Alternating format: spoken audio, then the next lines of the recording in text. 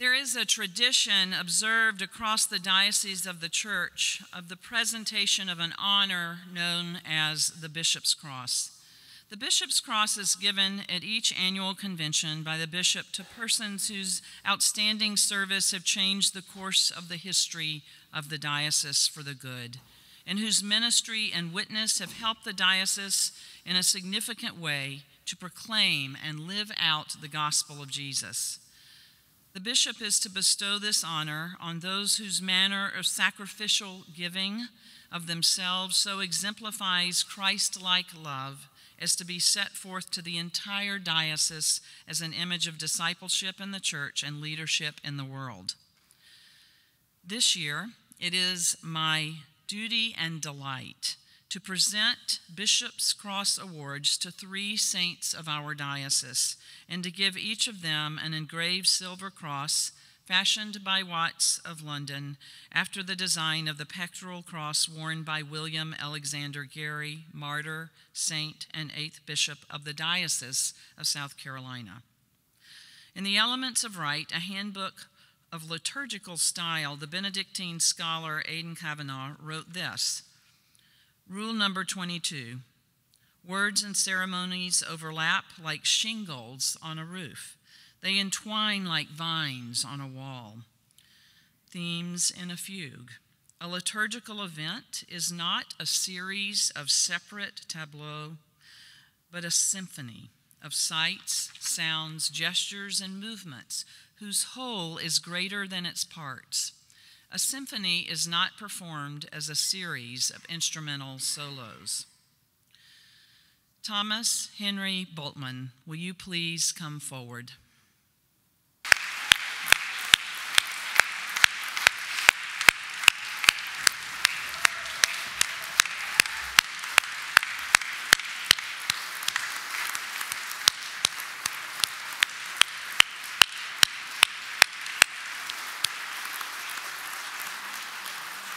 Talk about you for a minute.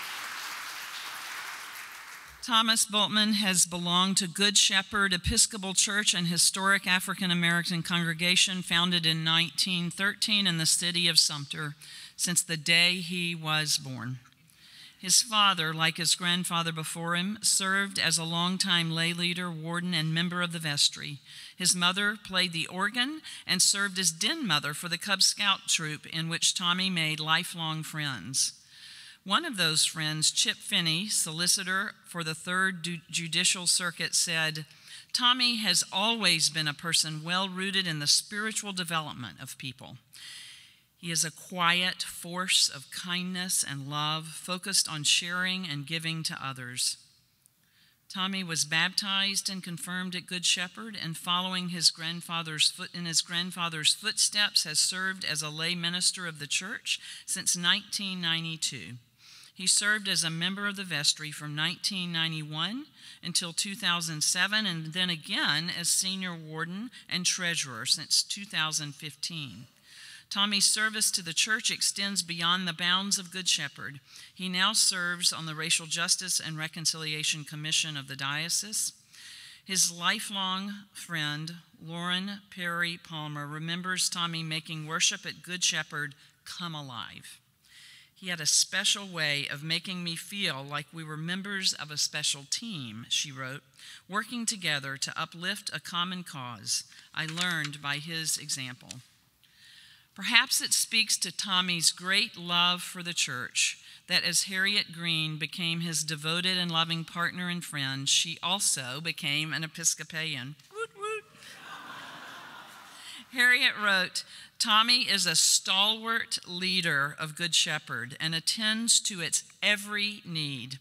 His dedication goes beyond the bricks and mortar of the church, but also to the legacy of Good Shepherd as the only Episcopal church in the city of Sumter. While Good Shepherd has had its seasons of regular ministry with a priest, it is Tommy who has most steadily attended to that community's worship in the ancient tradition of the Book of Common Prayer as a gifted lay reader and presider at their services. For for his extraordinary service to Good Shepherd, for his ministry in the diocese, for his keeping the faith of his forebearers, and above all, for his steadfast faithfulness to his God and to God's people, the church and the church. It is my great honor to bestow on Tommy Bultman the Bishop's Cross.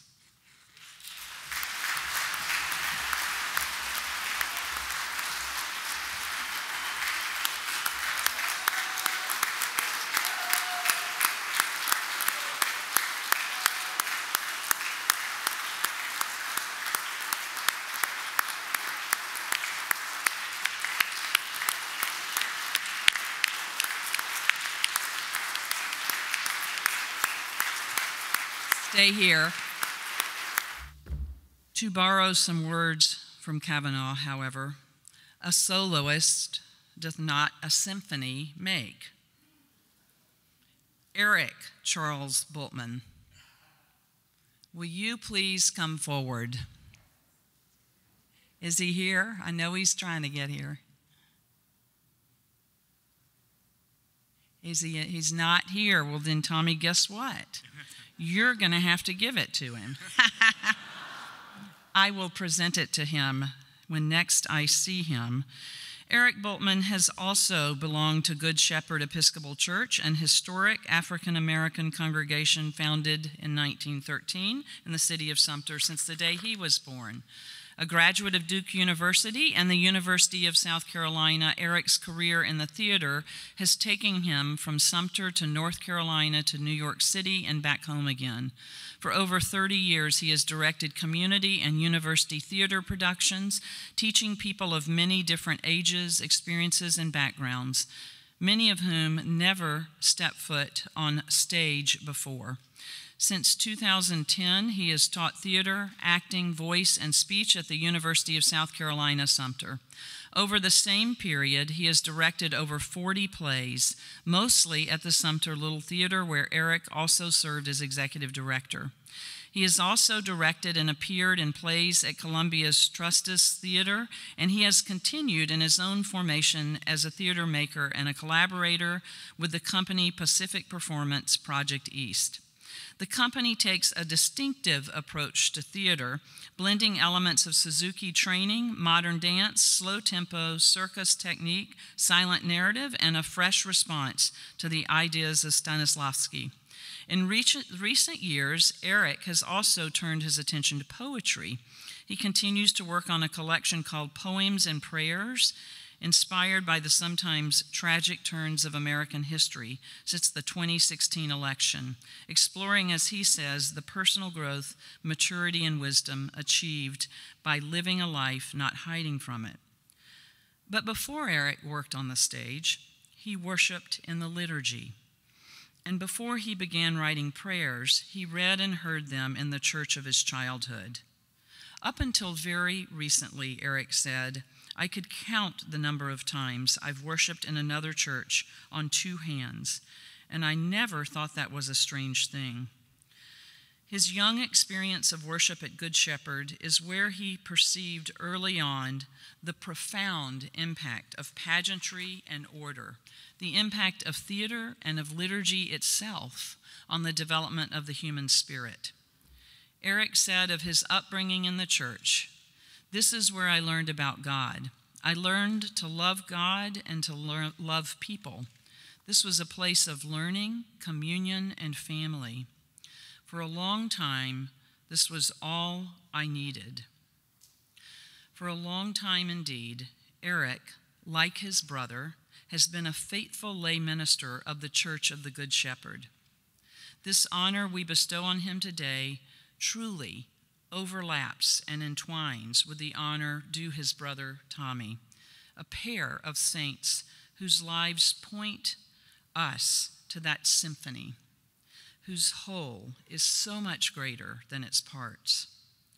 For his commitment to excellence in teaching, acting, and directing, for his leadership in his university and his community, for his connecting the church to the world and the world to the church, for his love and service to the church and his family, it is my great honor to bestow upon Eric Bultman the Bishop's Cross.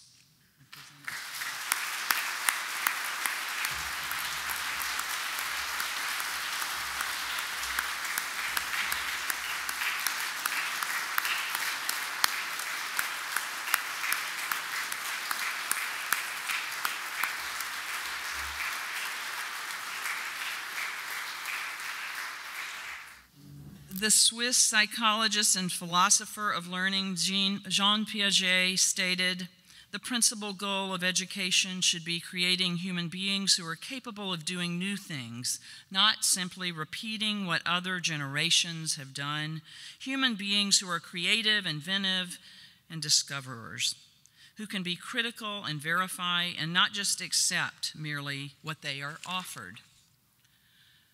Francis L. Elmore, will you please come forward?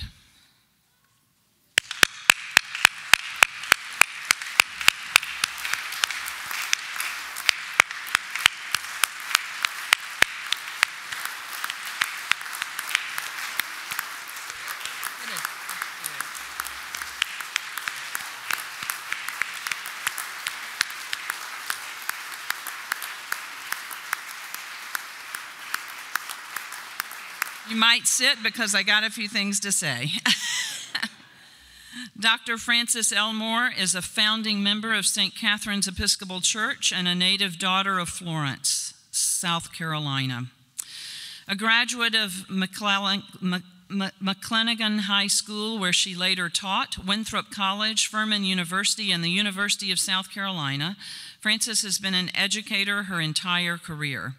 In addition to her service as a teacher and guidance counselor, Francis served as the registrar of Francis Marian University from 1976 until 2004.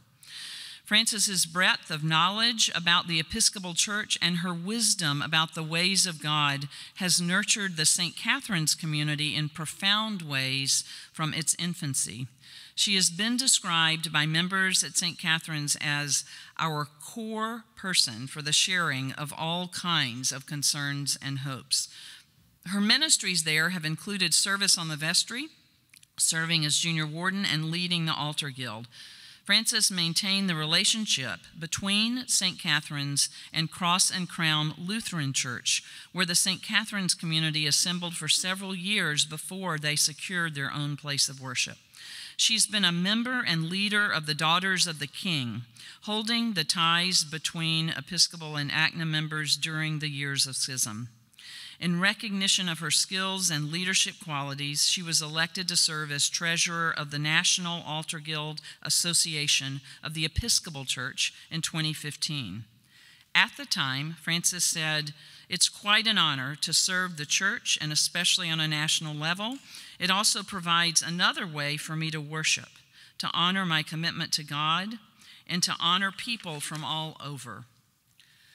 The myriad community organizations she has served or led include Five Sparrows, a free 24-month recovery residence for women who are survivors of abuse, addiction, poverty, and prostitution in the PD. The Jonathan Foundation, whose mission is to touch the lives of at-risk teens through mental health and suicide risk assessment, awareness building, advocacy, education, and support. The reading program at Savannah Grave Elementary School, and the League of Women Voters. A fellow member of St. Catherine's called Francis fearless. She isn't even afraid of the devil, she said, recalling a time when a former governor sought to eliminate and defund the South Carolina State Commission on Women. Francis recruited several others to join her for a meeting in the governor's office to protest his efforts. I would not have wanted to be the governor that day. That same courage served her in the diocese well in the early days of the schism. Francis took an active role in keeping the church's flame alive in the PD alongside her late devoted friend Dolores Jean Miller. In worship, fellowship, during somewhat notorious church cleanup days, and in so many other parts of life and ministry, Francis and Dolores were the root, trunk, and branches of all that St. Catherine's is today. At every turn, Francis has exemplified Piaget's words, refusing merely to accept what was offered when it wasn't good enough for herself, her neighbors, or her church. She has continued to do and to teach others to do new things for the sake of Christ. For being a brave, faithful, and committed teacher, for her community and her church, it is my great honor to bestow on Frances Elmore the Bishop's Cross.